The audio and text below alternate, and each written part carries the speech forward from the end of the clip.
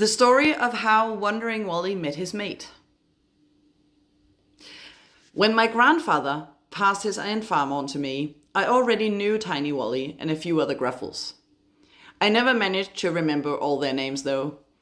After all, Tiny Wally had a family of exactly 12,817 Gruffles. And while that's actually kind of a small family for a Gruffle, it's a lot of names to learn. I got to know his mate, his wife, as we humans would call it, quite quickly. She was a very sweet Gruffle who went by the name Golden Gina.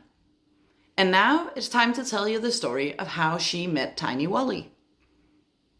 You might have noticed that I'm calling Wally by a different name. I know that must be confusing, so let me explain. Before he became Wandering Wally, he was simply known as Tiny Wally in Old Moleville. And this story is not just about Tiny Wally and Golden Gina, it's also the story of how Tiny Wally became Wandering Wally. Wandering Wally doesn't like being called Tiny anymore, but for now I have to. Now, where was I? As you know, Tiny Wally became famous as the first Gruffle to ever go above ground. The other Gruffles were incredibly curious about what he had seen. His story even made it into the Mole Times, the newspaper of Old Moleville. He was asked to describe the strange, rambling green fellow and Croak the Frog so that the newspaper's artist could draw them. The Gruffles also concluded that the giant thing that had almost squished Tiny Wally must have been some kind of large animal, but since no other Gruffle had ever been above ground, no one could say for sure. I've thought about this a lot, and even I don't know what it was. Maybe you can try to imagine it? At least I hope it was just some clueless creature, completely unaware that Tiny Wally had been sitting right there. But back to the story. After this interview, Tiny Wally was sent to one of the Mole Times artists so the other Gruffles could finally see what the animals above ground looked like.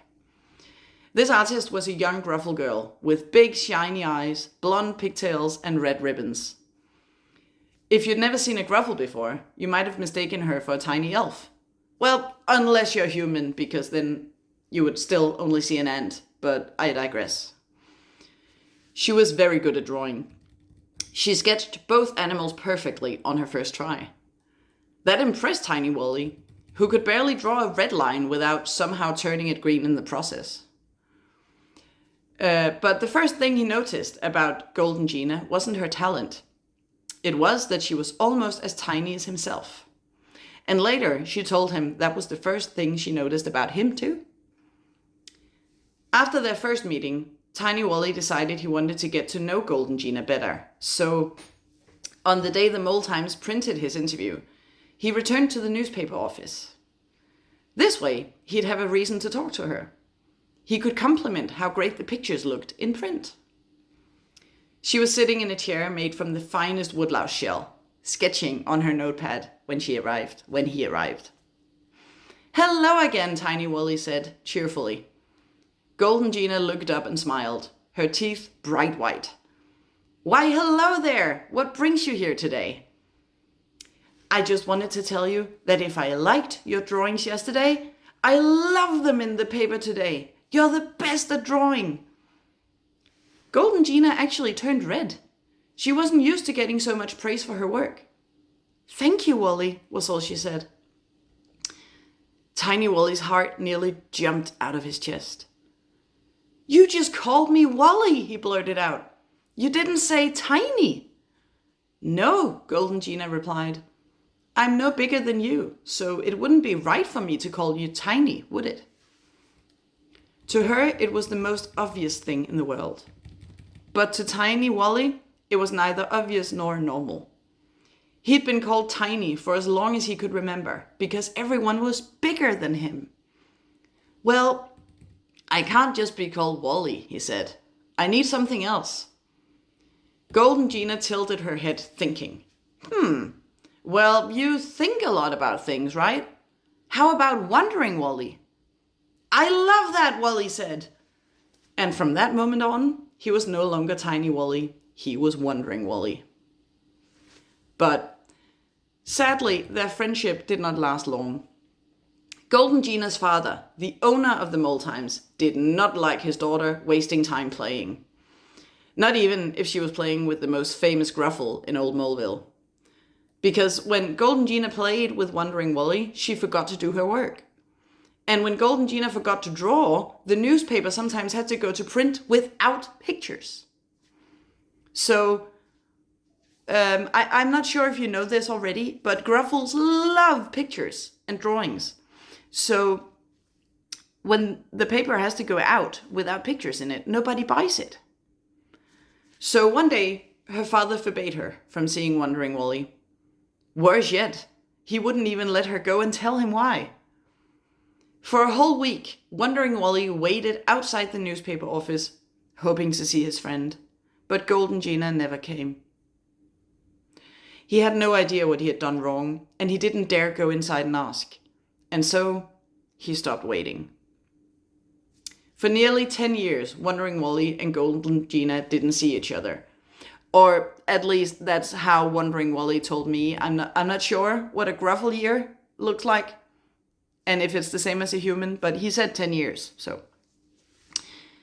And then something happened.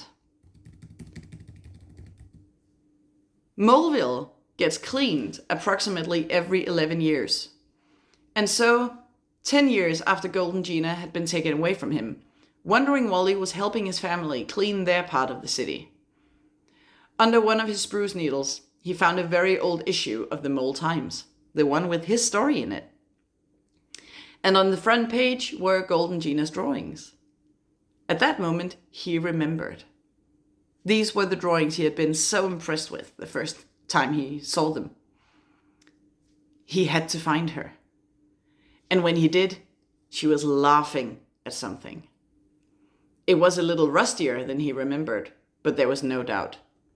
He had heard this laughter in his dreams for this whole time and never remembered where the laughter came from. He walked up to her and simply said, "Hello, Golden Gina." She looked up, blinking. Hey you, what can I help you with? Wandering Wally wasn't upset. After all, he had only just remembered her too. He pulled out the old newspaper and showed it to her. The moment she saw the front page, her face lit up. Oh! It's been so long! Yes, too long, Wandering Wally replied.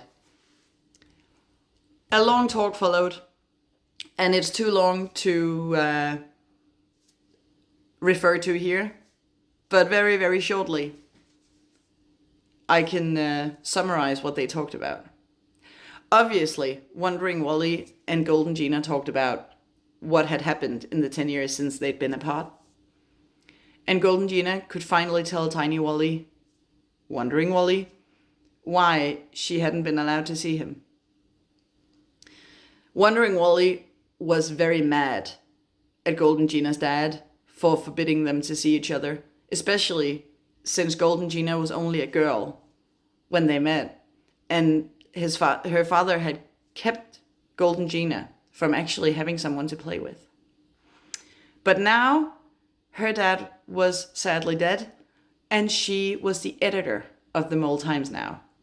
So now she could decide for herself what friends she wanted. And just to make sure they would never be apart again, they became mates a month later.